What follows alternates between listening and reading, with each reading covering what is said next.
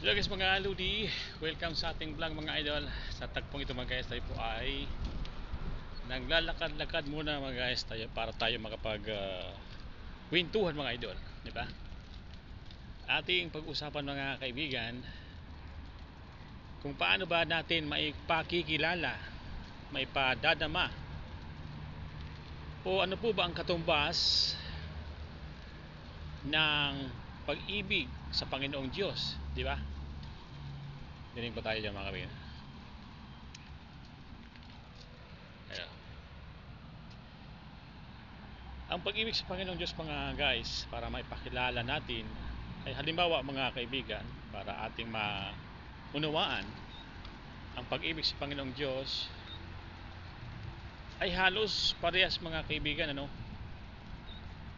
sa isang binata na nanliligaw pa lang sa kanyang talagang gustong babae, di ba?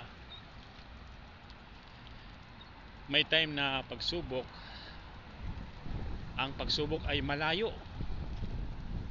Ngayon, sinabi ng babae na kung talagang mahal mo ako,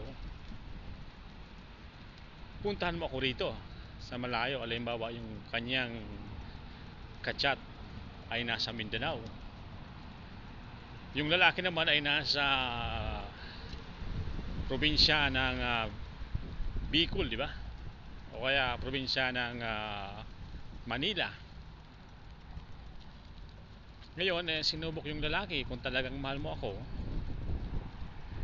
puntahan mo ko rito sa Mindanao. Ngayon, ang ginawa ng lalaki ay kanyang pinatunayan yung kanyang pag-ibig sa babae. Gumawa siya ng mga pamamaraan. Naghagilap siya ng pamasahe mga guys, para meron siyang magamit na kanyang pamasahe para mapuntahan yung dalaga mga guys na kanyang ka-textmate, di ba?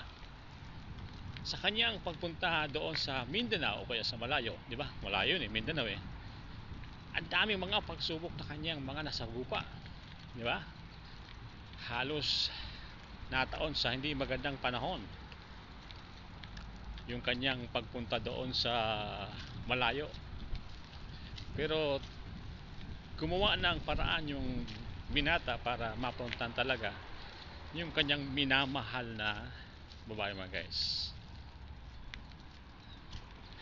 Hanggang sa ito mga kaibigan ay kanyang napuntahan sa dami ng mga pagsubok. Ganyan mga kaibigan ang pag-ibig sa Panginoong Diyos.